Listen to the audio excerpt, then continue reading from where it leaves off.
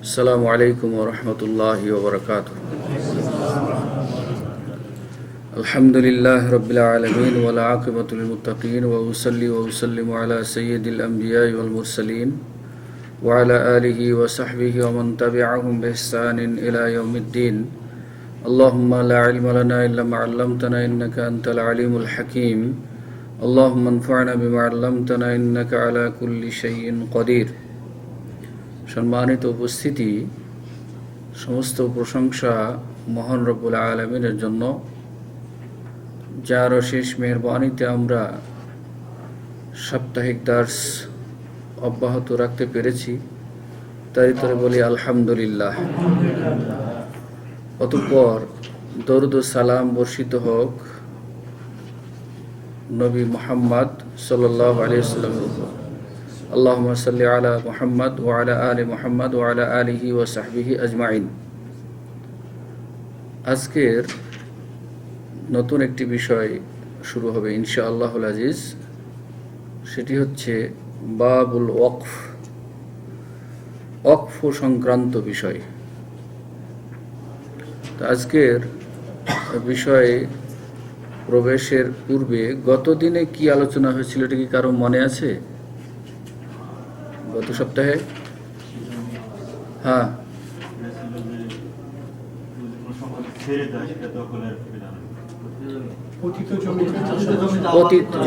পতিত জমির মালিক কে হবে, অথবা সরকারি মালিকানা খাস জমির মালিক কে হবে, এই বিষয়ের সাথে সম্পৃক্ত কিছু বিষয় আলোচিত হয়েছিল। যেমন কেউ যদি বাড়িঘর ছেড়ে চলে যায়, তাহলে ওই বাড়িঘর যদি কেউ দখল করে নেয় তাহলে তার বিধান কী ছিল, এই সমস্ত বিষয় নিয়ে আলোচনা হয়েছিল। সর্বশেষ আলোচনা হয়েছিল ঘাস, আগুন, পানি। হ্যাঁ, ঘাস, আগুন এবং পানি, এই তিনটিতে সকলের অধিকার আছে। এটা কেউ কাউকে বঞ্চিত করতে পারবে না এই বিষয়গুলি থেকে। এই বিষয়টি মনে হয় সর্বশেষ কথা হয়েছিল। জাযাকাল্লাহ খাইর। ওয়ালাইকুম আসসালাম। ভাইদের খুব যদি কষ্ট না হয় তাহলে এদিকে সামনে বসলে একটু সুন্দর দেখাই মনে হয়।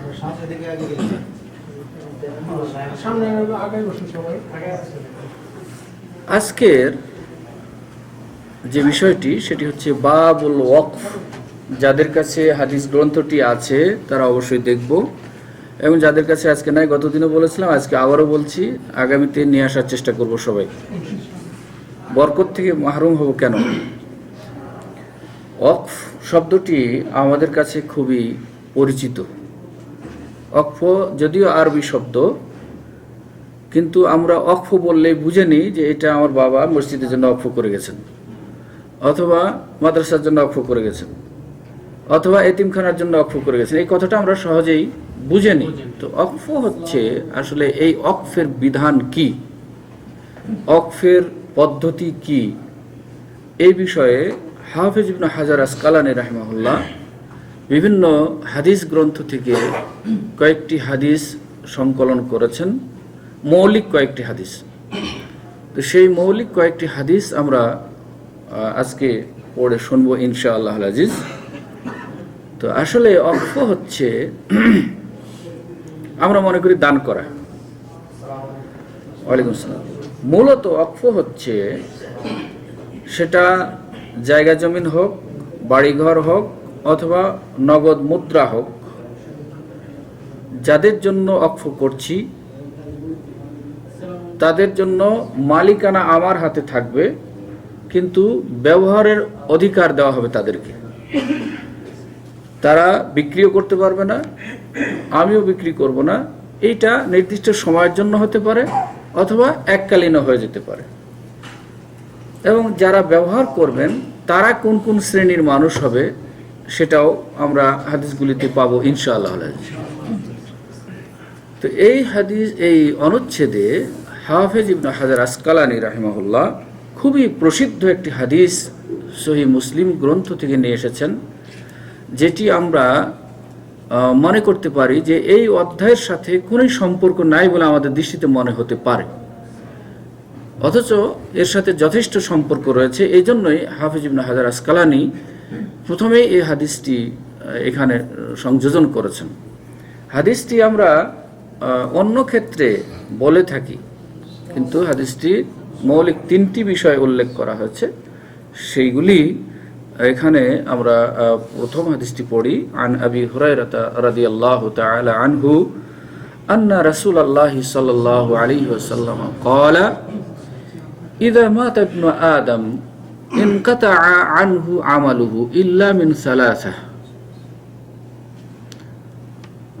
সাদাকাতিন জারিয়াহ আও ইলমিন ইউনতাফাউ বিহি আও ওয়ালাদিন সালিহিন ইয়াদউ লাহু। রাওয়াহু মুসলিম। আবু হুরায়রা রাদিয়াল্লাহু তাআলা আনহু বলেন যে রাসূল করিম সাল্লাল্লাহু আলাইহি ওয়াসাল্লাম বলেছেন, ইযা মাতা ইবনু আদম, যখন কোনো আদম সন্তান মৃত্যুবরণ করে, ইনকাতাআ আনহু আমালুহু, তখন তার কাছ থেকে সকল প্রকার আমল ছিন্ন হয়ে যায়, অর্থাৎ আমল করার মতো আর কোনো অধিকার রাখে না। আমল করতে হলে যে শক্তিটি দরকার সেই শক্তিটি চলে গেছে। সেটা কি? আত্মা, রূহ। আমার কথা বলার জন্য, হাতে পায়ে কর্ম করার জন্য যে শক্তিটি আমাকে পরিচালিত করছে সেটা হচ্ছে রূহ। এই রূহ যখন চলে যায় তখনই আমরা বলি এটা মানুষটি মারা গিয়েছে। তো এই রূহ নামক যে শক্তিটি, সেই শক্তিটি যখন চলে যায় তখন আর মানুষ কোনো কর্ম করতে পারে না। এই কথাটাই নবী সাল্লাল্লাহু আলাইহি সাল্লাম বলেছেন। প্রসঙ্গক্রমে রূহ কি, এই ব্যাপারে আজকে আমরা যেমন জিজ্ঞেস করছি রূহ কি জিনিস, অনেক আগেই নবী মুহাম্মদ সাল্লাল্লাহু আলাইহি সাল্লাম কেউ মানুষ জিজ্ঞাসা করবে এই মর্মে আল্লাহ রাব্বুল আলামিন আগেই তাকে জানিয়ে দিলেন বা বললেন যে তোমাকে এই ব্যাপারে জিজ্ঞেস করছে। ওয়ায়াসআলুনাকা আনির রূহ, মানুষেরা তোমাকে রূহ সম্পর্কে জিজ্ঞেস করছে। কুলির রূহ মিন আমরি রব্বি। দেখেন এখানে সেদিন মনে বলছিলাম যে আল্লাহ সব বিষয়ে জিজ্ঞেস করলে বলছেন বলো বলো বলো। এটাও তাই যে তোমাকে মানুষেরা জিজ্ঞেস করছে রূহ সম্পর্কে, তুমি বলে দাও যে রূহটা হচ্ছে আল্লাহর একটা নির্দেশ মাত্র। এরপরে বললেন ওমা উতীতুম মিনাল ইলমি ইল্লা কালিলা, তবে এই সব বিষয়ে তোমাদের জ্ঞান যা তা খুবই স্বল্প পরিমাণ দেওয়া হয়েছে। এখানে আরবির ভাষা অনুযায়ী ওমা উতীতুম মিনাল ইলমি ইল্লা কালিলা, এইভাবে না বলে বলতেছে উতীতুম মিনাল ইলমি কালিলান, তোমাদেরকে অল্প ইলম দেওয়া হয়েছে। এই কথাটা বললেই তো হয়ে যেত, কিন্তু আগে নেগেটিভ বললেন পরে পজিটিভ বললেন। এই নেগেটিভ এবং পজিটিভ বলার ফলে বোঝা যাচ্ছে যে খুবই স্বল্প পরিমাণ দেওয়া আছে। ওইটাও স্বল্প পরিমাণ অর্থ বোঝায়, এটাও স্বল্প পরিমাণ অর্থ বোঝায়, কিন্তু এটাতে এত স্বল্প পরিমাণ বোঝায় যা মানুষের চিন্তার বাইরে। তো সেই রূহ সম্পর্কে আল্লাহ রাব্বুল আলামিন বলে দিলেন যে এটা হচ্ছে আল্লাহর একটা নির্দেশ।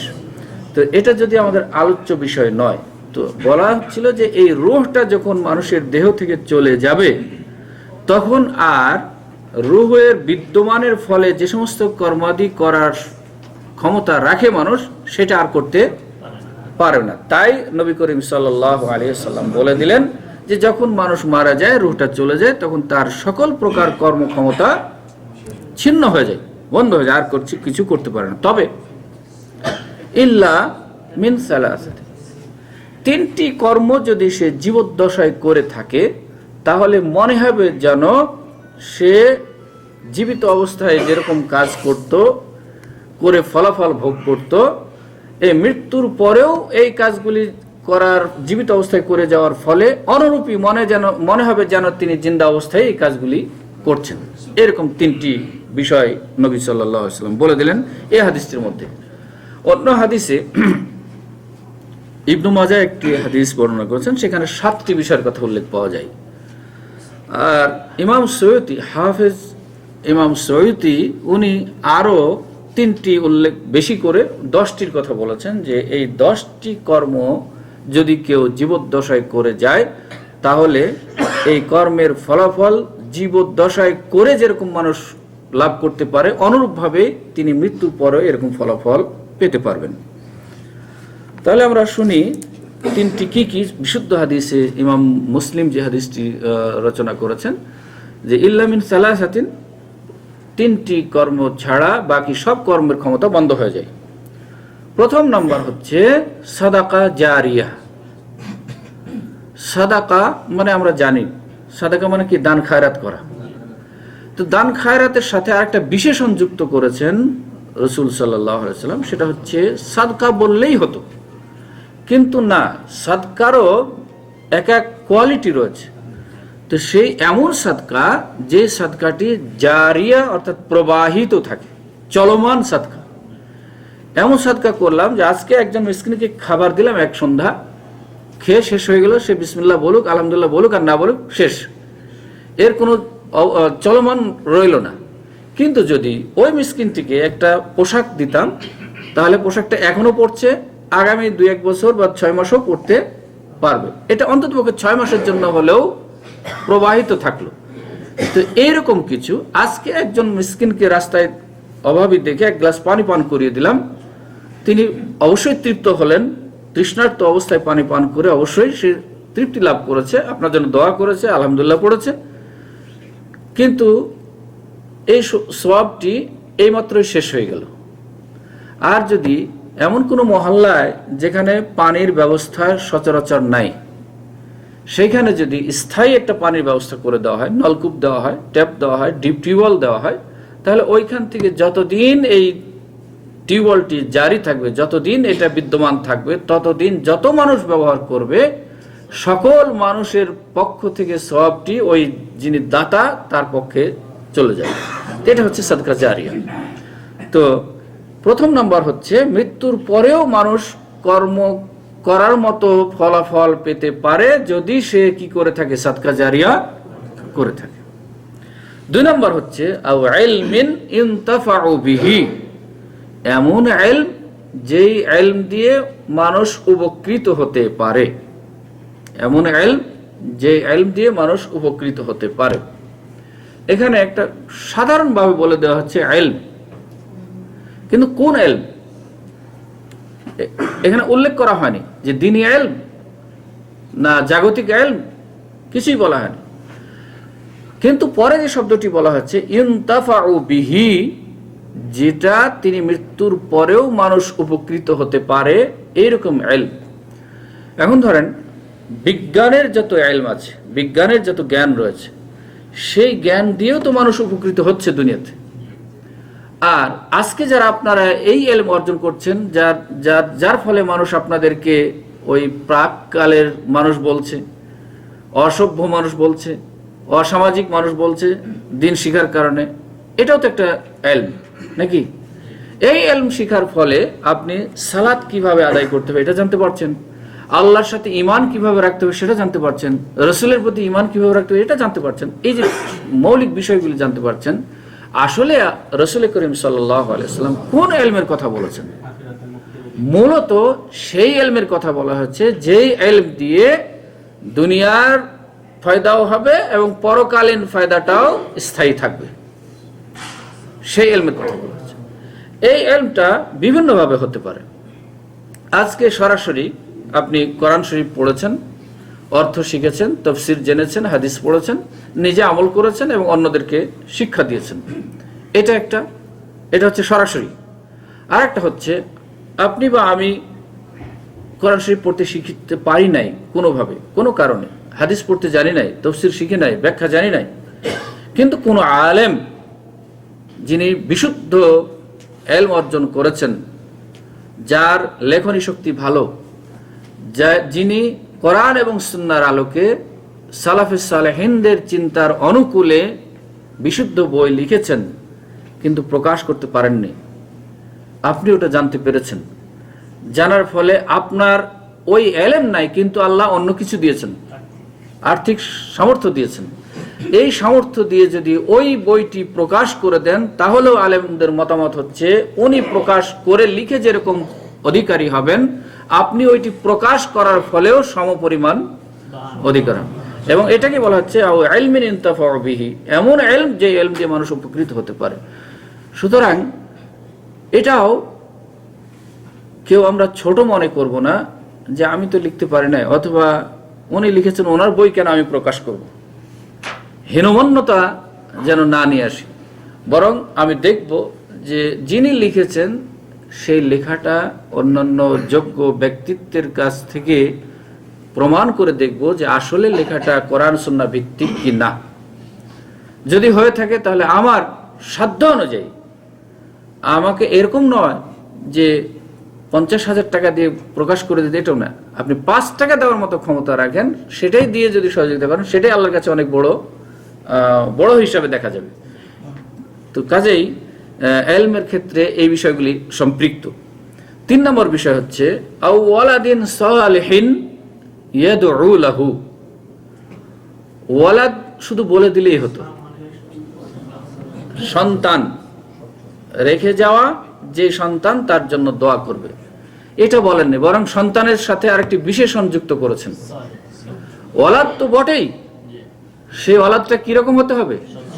সালেহ হতে হবে, ন্যায়পরায়ণ হতে হবে, নেককার হতে হবে, পরেজগার হতে হবে।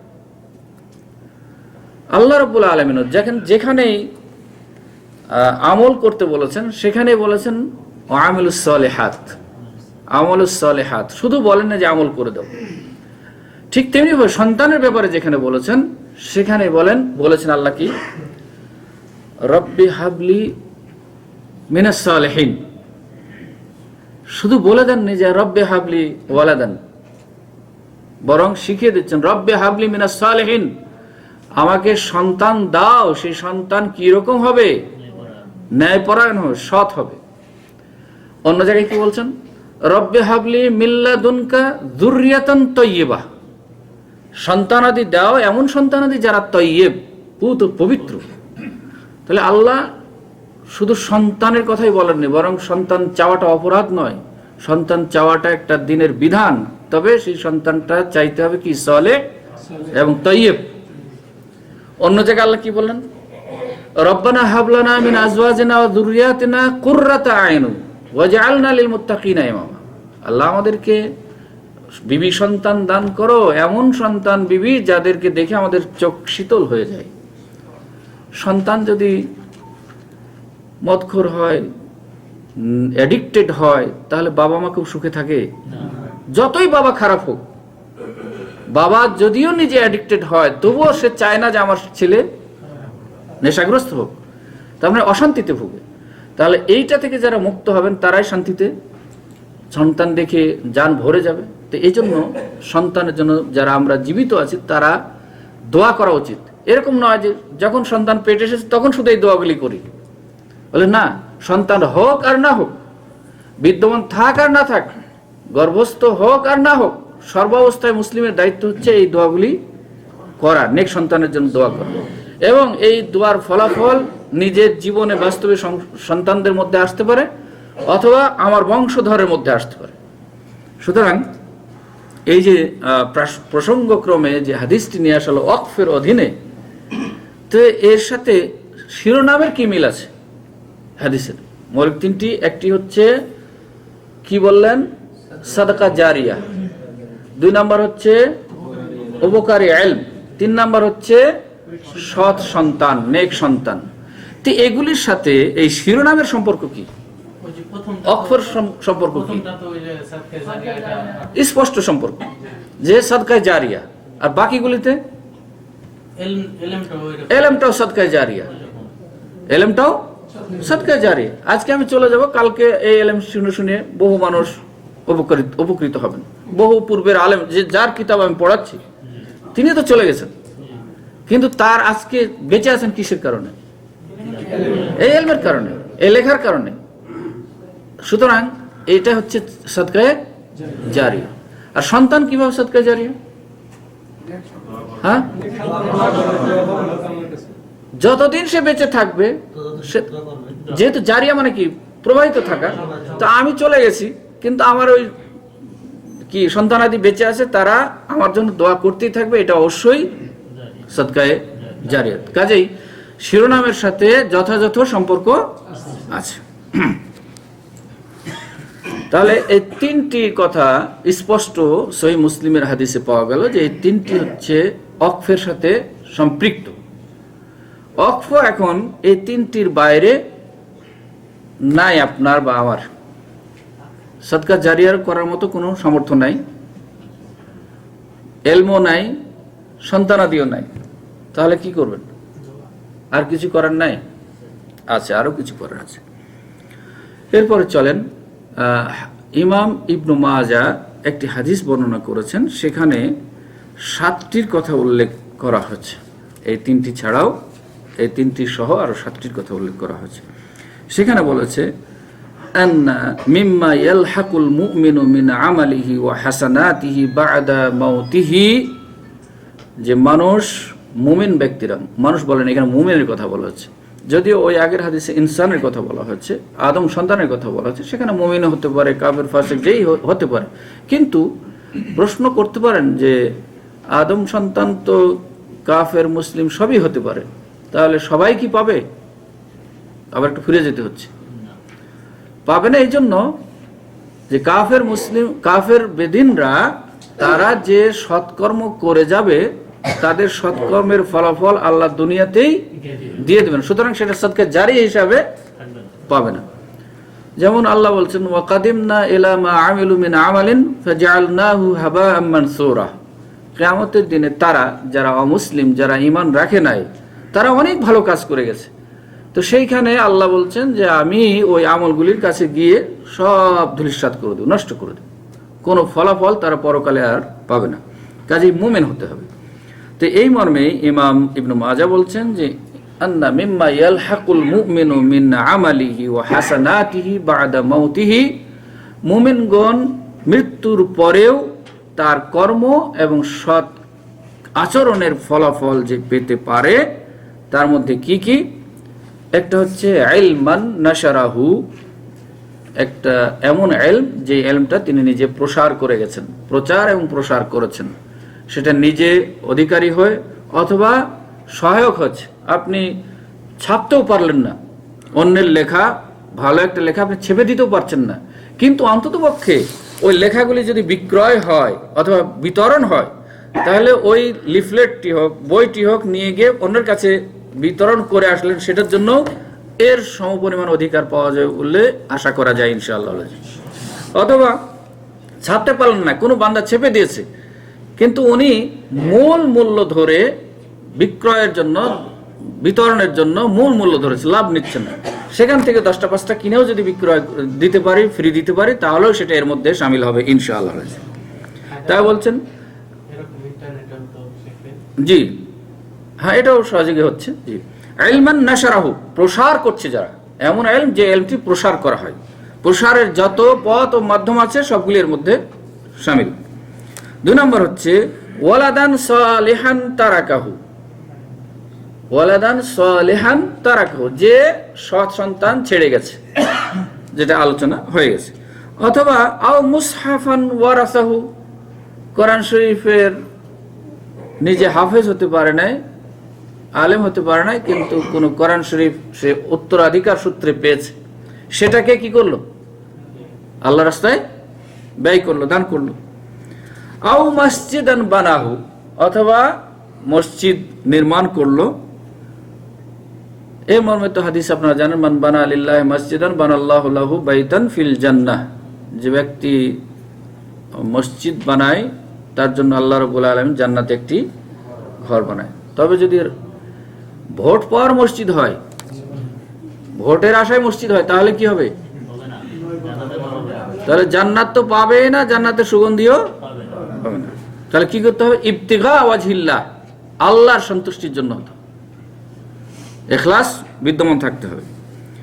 অথবা আও বাইতান লিবনিস সাবিল, পথিকদের জন্য, মুসাফিরখানা যেটাকে আমরা বলেছি, মুসাফিরখানা, মুসাফিরখানা যদি কেউ বানায়, তাহলেও সে এটার ফজিলত পেতে থাকবে। অথবা আও নাহারান আজরাহু, কোন পানির ব্যবস্থা করে দিলেন, নাহার মানে খাল খনন করে দিলেন, যে মানুষের পানির উপকার আসে। অথবা সাদাকাতান আখরাজাহা মিন মালিহি ফি সিহহাতিহি ওয়া হায়াতিহি, যে অথবা তার নিজস্ব সম্পদ রয়েছে, সুস্থ অবস্থায় আল্লাহ রাস্তায় দান করেছেন, সদকা করেছেন,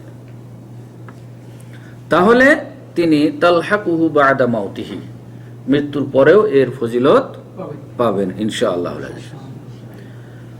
যেটা বলছিলাম যে হাফেজ ইমাম সুয়ুতি রাহিমাহুল্লাহ আরো কিছু সংযোজন করেছেন, মানে একটা কবিতার আকারে তিনি বলছেন, ইযা মাতা ইবনু আদম লাইসা ইয়াজরি আলাইহি মিন ফিআলিন গায়রি আশরিন উলুমুন বাসসাহা ওয়া দুআউন তাজিল্লু ওয়া গারাসান নাখলা ওয়াস সাদাকাতি তাজরি।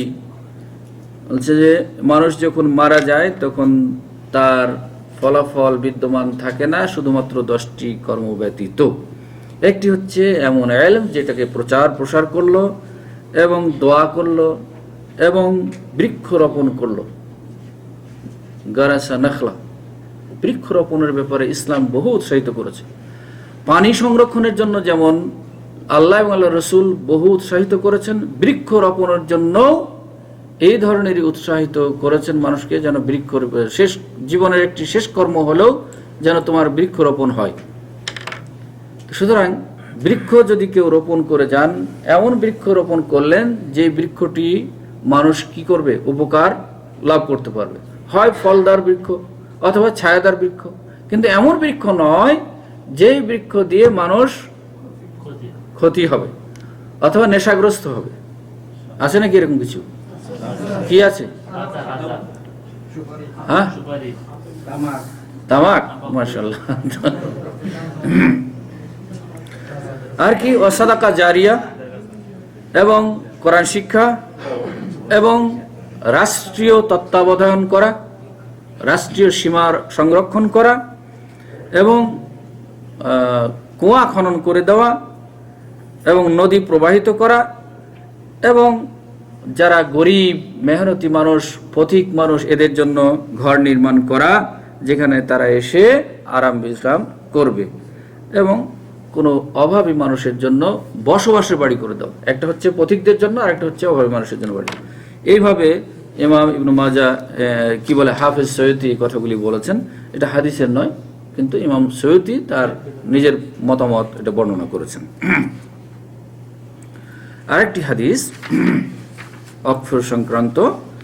وعن ابن عمر قال أصاب عمر رضي الله تعالى عنه أرضا بخيبر فأتى النبي صلى الله عليه وسلم يستأمره فيها فقال يا رسول الله إني أصبت أرضا بخيبر لم أصب مالا قط هو أنفس عندي منه قال إن شئت حبست أصلها وتصدقت بها قال فتصدق بها عمر أنه لا يباع أصلها ولا يورث ولا يوهب فتصدق بها في الفقراء وفي القربى وفي الرقاب وفي سبيل الله وابن السبيل والضيف لا جناح على من وليها أن يأكل منها بالمعروف ويطعم صديقا غير متوول مالا متفق عليه। ওমর ইবনে খাত্তাব রাদিয়াল্লাহু তাআলা আনহু বলেন যে আমি নিজেকে করে বলছেন যে আমি খাইবার যুদ্ধের সময় গনিমতের সম্পদ হিসাবে ওই এলাকায় এক টুকরা জমি পেয়েছিলাম, এক টুকরা জমি পেয়েছিলাম গনিমতের মাল হিসাবে, যুদ্ধলব্ধ সম্পদ হিসাবে।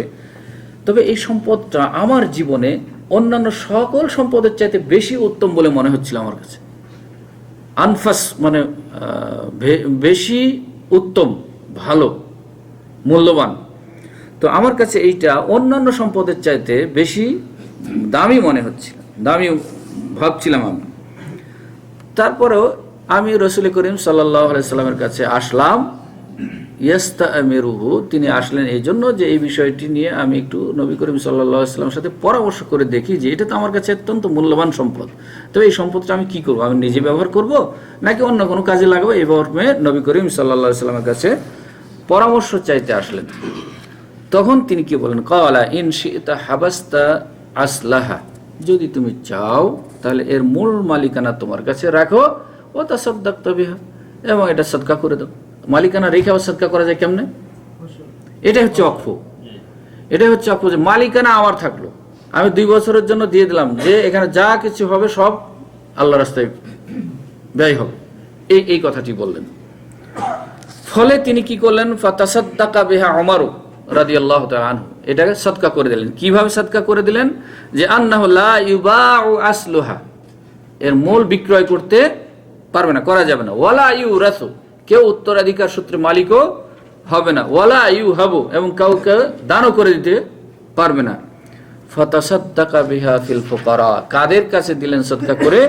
ফকিরদের মাঝে, এবং অফিল কুরবা, নিকটাত্মীয় যারা রয়েছে অভাবী তাদের জন্য, এবং অফির রিকাব, দাস মুক্তির কাজেও ব্যবহার করতে পারবেন। অফিস সাবিলিল্লাহ, আল্লাহ রাস্তায় জিহাদের, ওই জমি থেকে যা উৎপাদিত হবে সব এই সমস্ত ক্ষেত্রে ব্যবহার হবে। অবনিস সাবিল, পথিক পথচারী যারা, ওয়াজ্জাইফ, এবং মেহমান যারা আসবেন তারা।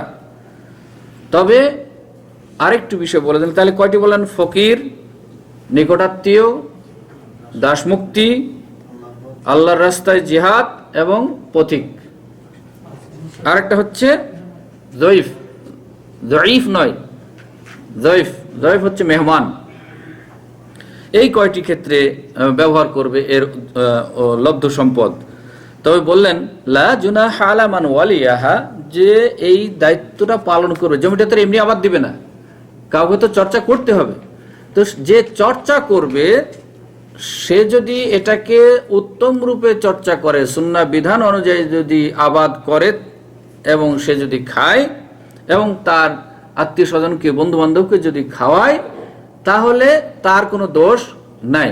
তবে কি বলেছেন? গায়রু মুতাআওয়ালিন মালান, মাল সংরক্ষণের জন্য, মাল জমা করার উদ্দেশ্যে নয়, বরং ওইখানে চর্চা করতে যতটুকু প্রয়োজন এই হিসাবে যদি সে নেয়, তাহলে সেটা তার দোষের কিছু নয়। বুখারী শরীফের অন্য একটি বর্ণনা এসেছে, তাসাদ্দাকা বিআসলিহা লা ইউবাউ ওয়ালা ইউহাবু ওয়ালাকিন ইউনফাকু সামারুহু, তিনি এর মূলটায় দান করে দিলেন এবং বললেন যে এটা বিক্রয় করা যাবে না এবং কেউ হেবাও করতে পারবে না, তবে এর উৎপাদিত ফসল বিক্রয় করতে পারবে।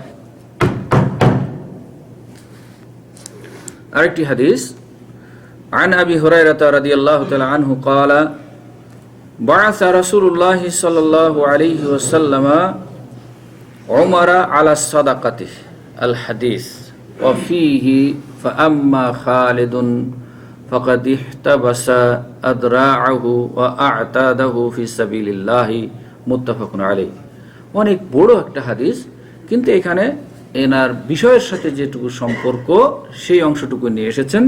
আবু হুরায়রা রাদিয়াল্লাহু তাআলা আনহু বলছেন যে একদা নবী করিম সাল্লাল্লাহু আলাইহি ওয়াসাল্লাম ওমর ইবনে খাত্তাব রাদিয়াল্লাহু তাআলা আনহুকে সাদাকা, যাকাত কালেক্টরের জন্য পাঠালেন কোন এক জায়গায়। এটা লম্বা হাদিস, সেখানে বলা হচ্ছে ওই হাদিসের মধ্যে একটু অংশ ছিল এরকম, ফাআম্মা খালিদ, খালিদ বলতে খালিদ সাইফুল্লাহ, যিনি ইসলামের সর্বোত্তম যোদ্ধা, সেনাপতি, যাকে ওমর ইবনে খাত্তাব রাদিয়াল্লাহু তাআলা আনহু সাধারণ সৈনিকের পদে নিয়ে এসেছিলেন সেনা প্রধান থেকে। আবু বকর রাদিয়াল্লাহু তাআলা আনহু যাকে সাধারণ কর্মচারী হিসেবে কাজ করিয়েছিলেন, সেই খালেদ, যার যুদ্ধের বীরত্ব দেখে নবী করিম সাল্লাল্লাহু আলাইহি সাল্লাম তাকে উপহার দিয়েছিলেন সাইফুল্লাহ বলে, আল্লাহর তরবারি বলে, সেই খালেদ ইবনু ওয়ালিদ রাদিয়াল্লাহু তাআলা আনহু তিনি বলছেন ফাকাদ ইহতাবাসা আদরাহু ওয়া আ'তাদাহু ফি সাবিলিল্লাহ, তিনি এত বড় যোদ্ধা, সেই তার কিছুই ছিল না, কিন্তু ছিলটা কি? যুদ্ধ বর্ম পোশাক, এবং যুদ্ধের কাজে ব্যবহৃত হয় এরকম কিছু সামগ্রী তার কাছে ছিল, সেটাও তিনি কি করে দিলেন? ওয়াকফ করে দিলেন। সুবহানাল্লাহ। এদের জন্য আল্লাহর সন্তুষ্টি আসবে না তো আসবে আসলে কাদের জন্য? যারা জীবন উৎসর্গ করে দিয়েছিলেন, যারা আজকে আমরা সামান্য একটু পদচ্যুতি হলে প্রেস্টিজের হাম্পার হচ্ছে বলে আমরা সমাজে টিকতে পারছি না, নিজে আবার বিপরীতমুখী কিছু করতে চাচ্ছি। তিনি ইসলামী বিশ্বের তখন সেনাপ্রধান, তার হাতে বহু যুদ্ধ হয়েছে, তার নেতৃত্বে ফ্ল্যাগ উড়েছে, তার নেতৃত্বে অনেক সেনাবাহিনী, মুসলিম সৈন্যরা উঠা বসা করেছে। সেই ব্যক্তিকে ওমর ইবনে খাত্তাব রাদিয়াল্লাহু তাআলা আনহু একদম সেন্ট্রি পদে নিয়ে গেলেন, তিনি কোনো দ্বিমত করেন নাই, বরং উনি উদ্দেশ্য কি, যে আমি সেনাপতি থেকেও আল্লাহর জন্য যুদ্ধ করেছি, এখনো সৈনিক থেকেও আমি আল্লাহর জন্যই যুদ্ধ করব। তো এই ছিল তাদের অন্তঃকরণ। আর এই জন্যই আল্লাহ রাব্বুল আলামিন রাদিয়াল্লাহু আনহুম ওয়া রাদু আনহু। এরপরে আরেকটি নতুন অধ্যায়, এর সাথে কিছুটা সম্পর্ক রয়েছে, অকফের সাথে কিছুটা সম্পর্ক কাছাকাছি। অকফ যেমন আমাদের কাছে পরিচিত শব্দ, এই পরবর্তী তিনটি শব্দ এসেছে, তিনটির মধ্যে একটি শব্দ আমাদের কাছে খুবই পরিচিত, সেটি হচ্ছে হেবা। হেবা কি? এটা এক প্রকার দান। তো হেবা কোনো বিনিময় ছাড়া দিয়ে দেওয়া, এটা হচ্ছে হেবা। আর উমরা নতুন শব্দ, আর রুকবা এটাও নতুন শব্দ। উমরা বলতে আমরা যে এহরাম করে যাই মক্কা, কাবা ঘর তওয়াফ করি, সাফা মারওয়া সাই করি, এই উমরা নয়। ওই উমরার বানান হচ্ছে আইন মিম রা তা মারবুতা, গোলতা আছে। আর এইখানে হচ্ছে আইন মিম রা তারপরে ইয়া। তো এই উমরা মানে কি আর ওই উমরা মানে কি? ওই উমরা হচ্ছে তওয়াফ সাই করা, এহরাম মধ্যে তওয়াফ সাই করা এবং মাথা নাড়া করা, ওইটা হচ্ছে উমরা। আর এইটা হচ্ছে এক প্রকার দান। সেটি হচ্ছে কোনো ব্যক্তি, ঘরের মালিক বলল যে এই ঘরটি আমি তোমাকে উপঢৌকন স্বরূপ দিয়ে দিলাম, এটাকে বলা হয় উমরা। আর রুকবা হচ্ছে এই মর্মে বলবে যে আমি এই ঘরটি তোমাকে এই শর্তে দিলাম, যদি আমি মারা যাই তবে এই ঘরটি তোমার, আর যদি আমার আগে তুমি মারা যাও তাহলে ঘরটি আমার। সামান্য একটু পার্থক্য। তার মানে মনে হচ্ছে যেন দুজনের মরণ কামনা করছে, যে তুমি যদি আমার আগে মারা যাও তাহলে ঘরটি আমার, আর যদি আমি মারা যাই তাহলে তোমার। তাহলে ইনডাইরেক্টলি মনে হচ্ছে যেন দুজনেই মরণ কামনা করছে ঘরের লোভে। নাউজুবিল্লাহ, হয়তো এরকম কিছু না। তো এই সূত্রে একটি হাদিস এসেছে, সেই হাদিসটি হচ্ছে একটু সমাজে আমরা এমন কিছু কাজ করি যে এই হাদিসটি পড়লে বোঝা যাবে যে আসলে সেটা মনে হয় আমরা সঠিক করি না। এবং কারা করি? খুবই কাছের মানুষের, খুবই কাছের মানুষ।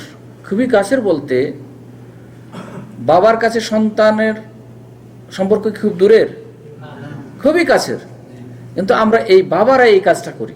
বেশিরভাগ বাবারাই এই কাজটা করে বসি সন্তানের সাথে, অথচ এটা এই হাদিসটি পড়লে বুঝতে পারবো যে এটা আসলে করা মোটেই উচিত নয়। এই মর্মে হাদিস এসেছে আনিন নু'মান ইবনে বাশীর রাদিয়াল্লাহু তাআলা আনহু আন্না আবাহু আতা বিহি রাসূলুল্লাহ সাল্লাল্লাহু আলাইহি ওয়াসাল্লাম ফাকালা ইন্নী নাহালতু ইবনি হাদা গুলামান কানা লি ফাকালা রাসূলুল্লাহ সাল্লাল্লাহু আলাইহি ওয়াসাল্লাম আকুল্লু ওয়ালাদিকা নাহালতাহু মিথলা হাদা ফাকালা লা ফাকালা রাসূলুল্লাহ সাল্লাল্লাহু আলাইহি ওয়াসাল্লাম ফারজি'হু ওয়া ফি লাফযিন ফান্তালাকা আবি ইলা নবী সাল্লাল্লাহু আলাইহি ওয়াসাল্লাম লিইশহিদাহু আলা সাদাকাতি ফাকালা আফআলতা হাযা বিওয়ালাদিকা কুল্লিহিম ক্বালা লা ক্বালা ইত্তাকুল্লাহা ওয়া'দিলু বাইনা আওলাদিকুম ফারাজা'a আবি ফারাদ্দা তিলকা সাদাকাতা মুত্তাফাকুন আলাইহি। নু'মান ইবনে বাশীর রাদিয়াল্লাহু তাআলা আনহু একজন বিশিষ্ট সাহাবী, তিনি বলছেন যে আমাকে আমার বাবা একদিন সাথে করে নিয়ে গেলেন কার কাছে? রাসূলুল্লাহ সাল্লাল্লাহু আলাইহি ওয়াসাল্লামের কাছে।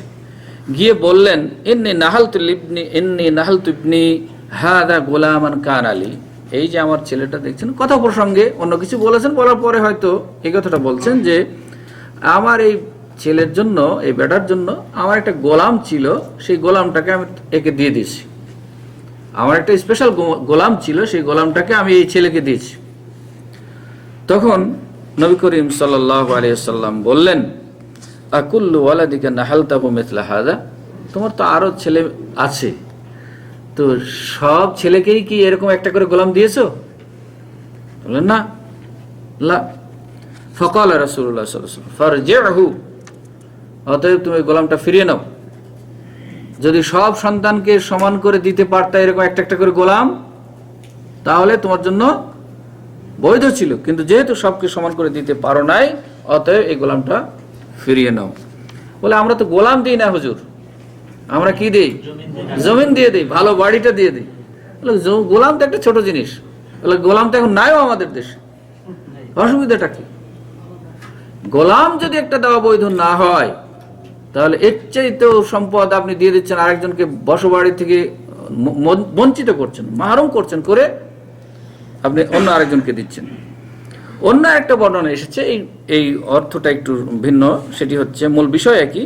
ফান্তালাকা আবি ইলান নবী সাল্লাল্লাহু আলাইহি ওয়াসাল্লাম লিইশহিদাহু আলা সাদাকাতি, আমাকে আমার বাবা নিয়ে নবী সাল্লাল্লাহু আলাইহি ওয়াসাল্লামের কাছে গেলেন এই জন্য যে তিনি যে আমাকে যে সদকাটা করেছেন, দানটা করেছেন, অর্থাৎ গোলামটা দিয়েছেন, এইটার সাক্ষ্য বানানোর জন্য রাসূল সাল্লাল্লাহু আলাইহি ওয়াসাল্লামের কাছে আমাকে নিয়ে গেলেন। গিয়ে ওই কথাটা বললেন। তখন নবী সাল্লাল্লাহু আলাইহি ওয়াসাল্লাম বললেন, আফআলতা হাযা লিওয়ালাদিকা কুল্লিহিম, তুমি কি সকল তোমার সব ছেলেদের ব্যাপারে কি এই কাজটি করেছো? বললেন যে না, আমি এটা করিনি। তখন তিনি সকল মুসলিমের জন্য একটি নসিহত দিয়ে দিলেন, শুধু ওনার জন্যই নয় বরং সকলের জন্য বললেন, ইত্তাকুল্লাহ, তোমরা আল্লাহকে ভয় করো, ওয়াদিলু বাইনা আওলাদিকুম, এবং তোমাদের সন্তানদের ব্যাপারে ইনসাফ প্রতিষ্ঠা করো। তাহলে এটা শুধু ওই ব্যক্তির জন্য খাস নয়, নুমান ইবনে বাশির রাদিয়াল্লাহু তাআলা আনহুর জন্য খাস নয় যে উনি করেন নাই অতএব উনাকে নির্দেশ দেওয়া হলো, তা নয়। এটা সর্বকালের সকল উম্মতে মুহাম্মাদীর জন্য প্রযোজ্য। ওয়াফি রিওয়ায়া লি মুসলিমিন, মুসলিমের অন্য আরেকটি বর্ণনা এসেছে, রাসূল সাল্লাল্লাহু আলাইহি ওয়াসাল্লাম বলেছেন, ফাআশহিদ আলা হাযা গায়রি, রাসূল সাল্লাল্লাহু আলাইহি ওয়াসাল্লাম একটু রেগে গিয়ে বললেন, তুমি আমার কাছে সাক্ষ্য নিতে এসেছো, আমাকে সাক্ষী বানাইতে এসেছো যে তোমার ছেলেকে একটু গোলাম দিয়েছো, অতএব তুমি আমাকে বাদ দিয়ে অন্য কাউকে সাক্ষী বানাও, যাও। তার মানে তিনি অন্যায়ের এই করেন। তাহলে কি এখানে বলতে পারেন যে ঠিক আছে, রাসূল সাল্লাল্লাহু আলাইহি ওয়াসাল্লাম সাক্ষী দিলেন, সাক্ষ্য হলেন না, সলিমউদ্দিনের কাছে গিয়ে সাক্ষ্য নিয়ে চলে আসলাম যে হ্যাঁ আমি তো বানিয়ে নিয়েছি, একজন তো দিয়েছে আমাকে সাক্ষ্য। নবী করিম সাল্লাল্লাহু আলাইহি ওয়াসাল্লাম যেই মজলিসে যার পক্ষে সাক্ষ্য দিবেন না, ওই সময় অন্য কেউ সাক্ষ্য দিবে, এটাও আশা করা যায় না। আর যদি কেউ দিয়েও থাকে, তাহলে মনে করতে হবে তিনি এই কথাটি যেমন উনি স্বেচ্ছায় বলেননি, আর অন্যের কাছ থেকে তো দিন আসবে না, দিন আসবে রাসূল করিম সাল্লাল্লাহু আলাইহি ওয়াসাল্লামের কাছ থেকে। সুতরাং অন্য কেউ যদি দিয়েও থাকে, তাহলে সেটা দিন হিসেবে গ্রহণযোগ্য হবে না। এরপরে তিনি বললেন, সুম্মা ক্বালা আয়াসুররুকা আন ইয়াকুনু লাকা ফিল বিররি সাওয়াআন, তুমি কি চাও যে তোমার সাথে তোমার সব সন্তানরা সমপরিমাণ ভালো কাজ করবে, এটা কি চাও? তখন বললেন, হ্যাঁ বালা, অবশ্যই, কেন চাইবো না, আমার সব ছেলেরা আমার সাথে ভালো ব্যবহার করবে, এটাই তো আমি চাইবো। তখন বললেন, কালা ফালা ইদান, তুমি যে কাজ করেছো এরকম যদি করো, তাহলে কেউ তোমাকে সমান ব্যবহার দিবে না, ভালো ব্যবহার দিবে না। কেন? যাকে গোলাম দিয়েছো আরেকজন পায় নেই, একজনকে জমি বেশি দিয়েছো, একটা ঘর বেশি দিয়েছো, আরেকজন পায় নেই, তার মনে যে একটা ক্ষোভ থেকে যাবে, সেই ক্ষোভের কারণে তোমাকে কখনো ওই রকম ভালোবাসা দিতে পারবে না। অতএব এই কাজ করো না, রাসূল সাল্লাল্লাহু আলাইহি ওয়াসাল্লাম নিষেধ করে দিলেন। হয় কি এটা? হ্যাঁ, অহরহ। প্রথম হাদিসে এখন এসে একটু মনে পড়লো যে ওয়ালাদ শব্দটি বলেছেন, প্রথম হাদিসে বলা হচ্ছে ওয়ালাদিন সালেহিন, নেক সন্তান। এখানেও বলা হচ্ছে ওয়ালাদ। তো ওয়ালাদ মানে হচ্ছে পুত্র সন্তান, আর বিনত মানে হচ্ছে কন্যা সন্তান। তাহলে কি রাসূল সাল্লাল্লাহু আলাইহি ওয়াসাল্লাম ইনসাফ করলেন না কন্যা সন্তানের প্রতি? শুধু পুত্র সন্তানের কথা বললেন? প্রশ্ন আসে তো, বলছেন না, যদি একটা মূল নীতি আছে, যদি এক জায়গায় শুধু ওলাদ বলা হয়, তাহলে এর মধ্যে ওলাদ বিনত সবই আছে, সন্তান, ছেলে মেয়ে সবই সন্তান, সন্তানের মধ্যে বলা হচ্ছে। এই জন্য কন্যা সন্তান যদি আলাদা করে বলা হতো, তাহলে সেটা আলাদা হতো। কিন্তু যেহেতু এখানে আলাদা করে বলা হয়নি, বরং শুধুই বলা হচ্ছে ওলাদ মানে তোমার সন্তান, এখানে পুত্রও হতে পারে, কন্যাও হতে পারে। এইটা যেন, এই ফাঁক ধরে যেন কেউ সুযোগ নিতে চেষ্টা করেন না যে শুধু অলাদের মধ্যে বলা হচ্ছে, তো কন্যাদের মধ্যে তো বলা হয় নাই, অর্থাৎ কন্যাকে যত পারো ঠকাও, নাকি? কন্যাদেরকে সত্যি ঠকানো হয় না মনে হয়, হ্যাঁ? ছেলেদেরকেও ঠকাতে চায় না, কিন্তু মেয়েদেরকে ঠকাতে চায় বেশি। পিতারা আজকে বর্তমানে অধিকাংশ পিতারা ছেলেকে সব উজাড় করে দিতে চায়, কিন্তু মেয়েকে কিছুই দিতে চায় না। তো মনে করি যে ওই মেয়ে দুটো যদি আমার আরেকটি সন্তান হতো তাহলে তাকে দিতাম কিনা, এই চিন্তাটা যদি আমরা মনে নিয়ে আসতে পারি তাহলে অবশ্যই কখনো কোনো মেয়েকে ওয়ারিস থেকে, উত্তরাধিকারী থেকে বঞ্চিত করতে পারবে না কেউ। আরেকটি হাদিস একটু প্রসঙ্গ ভিন্ন, সেটি হচ্ছে আগেটি গেল, তাহলে সন্তানদের মধ্যে সমতা বজায় রাখতে হবে, নাকি? সে কন্যা সন্তান হোক আর মেয়ে সন্তান হোক, সেই সমতাটা কিসের ভিত্তিতে হবে? আল্লাহ এবং আল্লাহ রসুলের দ্বীনের ভিত্তিতে হবে। আল্লাহ এবং আল্লাহ রসুল যে সমতা প্রতিষ্ঠা করে দিয়েছেন সেই সমতা আমাকেও সন্তানদের মধ্যে বাস্তবায়ন করতে হবে, এইটাই শিক্ষা দেওয়া হচ্ছে এই হাদিসটির মধ্যে। আরেকটি হচ্ছে, অনেক মানুষ দান করে আবার ফিরিয়ে নিতে চায়, দান করে ফিরিয়ে নিতে চায়, এটার বিধান কি? এই মর্মে আন ইবনে আব্বাস রাদিয়াল্লাহু তাআলা আনহুমা ক্বালা قال النبي صلى الله عليه وسلم العائد في هبته كالكلب يقي ثم يعود في قيئه متفق عليه। আব্দুল্লাহ ইবনে আব্বাস রাদিয়াল্লাহু তাআলা আনহু থেকে বর্ণিত, তিনি বলেন যে রাসূল করিম সাল্লাল্লাহু আলাইহি ওয়াসাল্লাম বলেছেন, কেউ কোনো হিবা করে দান করে দিল, দেওয়ার পরে সেটাই আবার পুনরায় ফিরিয়ে নিল, সে যেন ওই কুকুরের মতো যেই কুকুর বমি করে আবার সেই বমি খায়। অন্য আরেকটি বর্ণনা এসেছে সহিহ বুখারীর, লাইসা লানা মাসালুস সাউ আল্লাযী ইয়াউদু ফি হিবাতিহি কাল কালবি ইয়াকিউ সুম্মা ইয়ারজিউ ফি কাইহি। একই অর্থ, যে সে আমাদের মতো নয় যে ব্যক্তি হেবা করে, করার পরে সেটা আবারও ফিরিয়ে গ্রহণ করে নেয়, যেমন কুকুরে কি করে? বমি করে আবার সেই বমি খায়। আমাদের চিন্তার আলোকে অনেক সময় আমরা বিরুদ্ধ পক্ষে চিন্তাটাকে শক্তিশালী করার জন্য অর্থ অনেক সময় করে থাকি। এখানে যে রাসূলুল্লাহ সাল্লাল্লাহু আলাইহি ওয়াসাল্লাম বললেন কাল কালবি, কুকুরের ন্যায়, এই শব্দটি দিয়ে বলছেন যে এইরকম সাদকা করে আবার ফিরিয়ে নেওয়া জায়েজ। এই হাদিস দিয়ে বলছে। কিরকম করে বলছে? কুকুরের কথা যেহেতু আল্লাহ রাসূল সাল্লাল্লাহু আলাইহি ওয়াসাল্লাম বলেছেন, কুকুর যেমন বমি করে খায়, অতএব মানুষও দান করে আবার নিয়ে নেবে, অর্থটা উল্টা করে করছে। যেমন ইমাম আবু হানিফা রাহমাতুল্লাহ আলাইহির একটি কথার ব্যাখ্যা আমাদের সমাজে এরকম করা হয়ে থাকে যে তিনি বলেছেন, ইযা তাআরাদা কাওলি ক্বালা রাসূল সাল্লাল্লাহু আলাইহি ওয়াসাল্লাম ফাদরিবু কাওলি আলাল জিদারি, যদি আমার কথা রাসূল সাল্লাল্লাহু আলাইহি ওয়াসাল্লামের কথার সাথে সাংঘর্ষিক হয় তাহলে আমার কথাটাকে দেয়ালে ছুঁড়ে বেরো। সহজ কথা। এটাকে এখন যারা আমরা ওনার বেশি অন্ধভক্তি করি, ভক্ত থাকি, তারা বলছেন যে না, তিনি এটা চ্যালেঞ্জ করে বলেছেন যে আমার কথা ভুল হতেই পারে না, রাসূল সাল্লাল্লাহু আলাইহি ওয়াসাল্লামের কথার সাথে সাংঘর্ষিক হতেই পারে না। যদি হয় তাহলে না ছাড়বা, ছুড়ে মারবা, তো ভুল হতেই পারে না আমারটা, রাসূল করিম সাল্লাল্লাহু আলাইহি ওয়াসাল্লামের কথার সাথে এক সাংঘর্ষিক হতেই পারে না। এই যে নিজের পক্ষটাকে অবলম্বন করার জন্য এত কঠিনভাবে বলা হচ্ছে।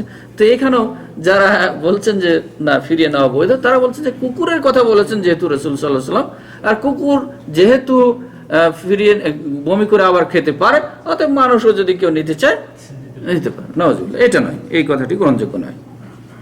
তো একটাই সুযোগ আছে শুধু ফিরিয়ে নেওয়ার, চলেন দেখি। وعن ابن عمر وابن عباس رضي الله عنهما عن النبي صلى الله عليه وسلم قال لا يحل لرجل مسلم أن يعطي العطية ثم يرجع فيها إلا الوالد فيما يعطي ولده رواه أحمد والأربعة।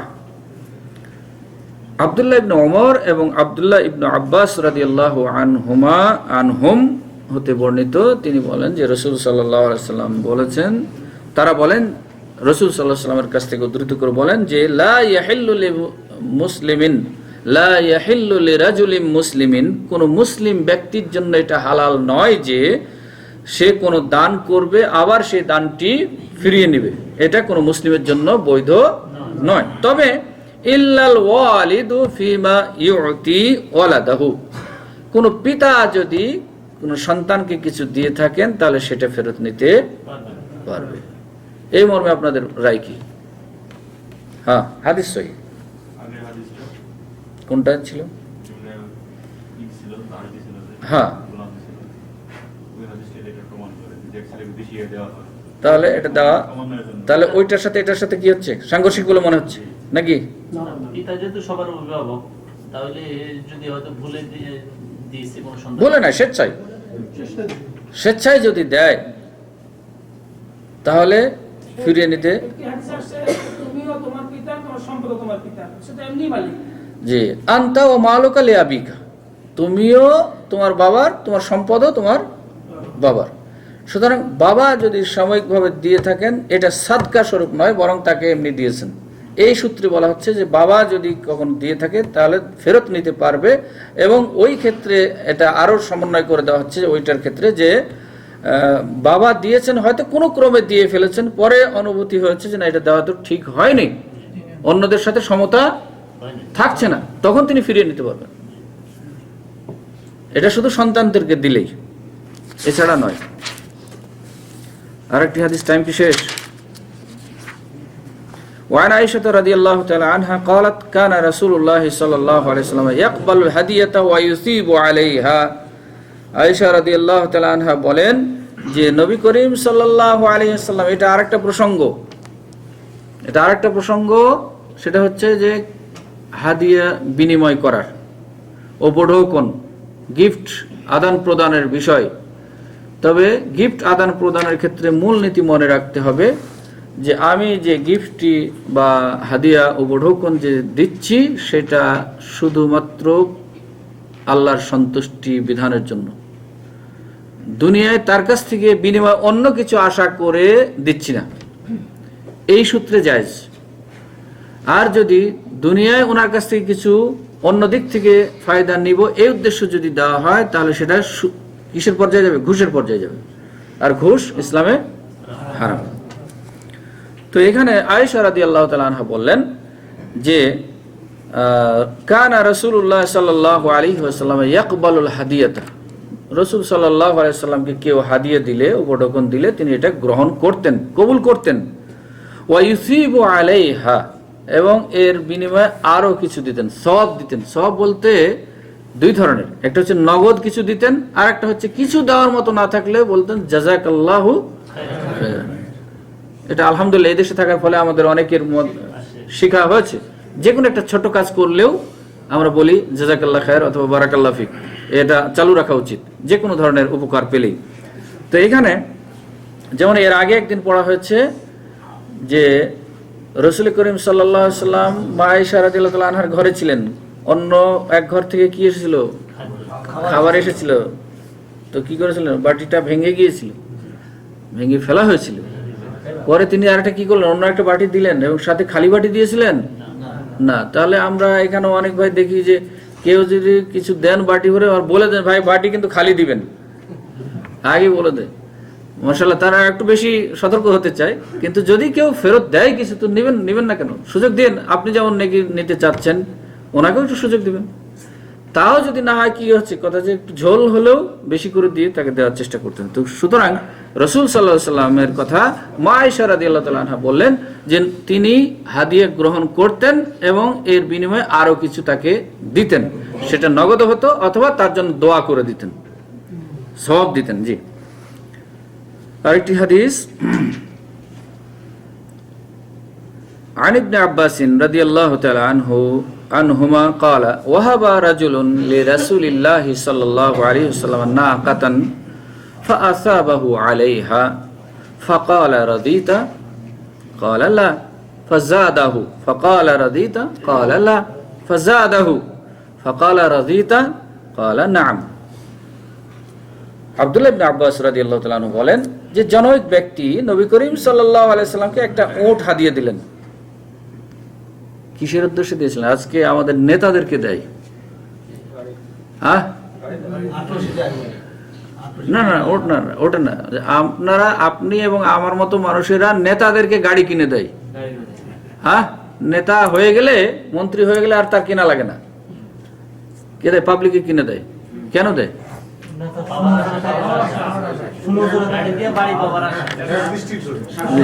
নেক দৃষ্টি আপনার বাড়িতে আসবে একটু, এই জন্য নাকি বেচারা হাটে আসতে পারে না, এই জন্য গাড়িতে চড়ে আপনার বাড়িতে আসবে। 20 লাখ টাকার গাড়ি দিয়ে 20 কোটি টাকা আদায় করার চিন্তায় দেয়। হারাম, ঘুষ। সুতরাং এটা নেওয়া হারাম, দেওয়া হারাম। তাহলে নবী করিম সাল্লাল্লাহু আলাইহি ওয়াসাল্লাম তো নেতা ছিলেন, তাকে কেন দিলেন উট? দিয়েছেন অন্য উদ্দেশ্য নয়, এবং যা দিয়েছেন সাথে সাথে নগদ তিনি দিয়ে দিয়েছেন। অন্য উদ্দেশ্য নয় বলতে পরবর্তীতে ওনার কাছ থেকে কিছু আদায় করে নিব, এই উদ্দেশ্য নয়। তিনি অভাবী মানুষ, উট নাই, চলতে পারেন না, একটা উট দিয়ে দিলেন, দান করে দিলেন। তাহলে হেবা দান করাটা জায়েজ ইসলামে। তো তাই বলছেন যে জনৈক ব্যক্তি তাকে একটি উট দিলেন, ফাআসাবা আলাইহা, যখন উট দিলেন তখন তিনি তাকে কিছু দিলেন। কি দিলেন এটার কোনো বর্ণনা আসে নাই। হয় দোয়া করে দিলেন অথবা অন্য কিছু নগদ দিলেন, দিয়ে বললেন রাদিতা, তুমি কি সন্তুষ্ট হয়েছো? বলে না। দেখেন ওই ব্যক্তিও মাশাআল্লাহ, হ্যাঁ, উনিও সৎ, বোঝা যাচ্ছে সৎ, যে না হলে ভিতরে ভিতরে চেপে রেখে চলে যেত। বলছেন না, আমি এটাতে সন্তুষ্ট নেই, আরো কিছু দরকার আমার। বললেন ফাজাদাহু, আরো কিছু বেশি দিলেন। ফাকালা রাদিতা, এখন কি সন্তুষ্ট হয়েছে? বললেন না। ফাজাদাহু, আবার আর একটু বেশি দিলেন, দিয়ে বললেন রাদিতা, তুমি কি সন্তুষ্ট হয়েছে? না। তাহলে এইভাবে চেয়ে নেও জায়েজ। আর মনে হয় ওই ব্যক্তির নাম এখানে বলা হয়নি, কিন্তু মনে হয় যেন কাছের ব্যক্তিত্ব। আসলে কাছের ব্যক্তিত্ব প্রিয় ব্যক্তিদেরকেই আদান প্রদান করবেন হাদিয়া, এটাই প্রমাণ পাওয়া যায়।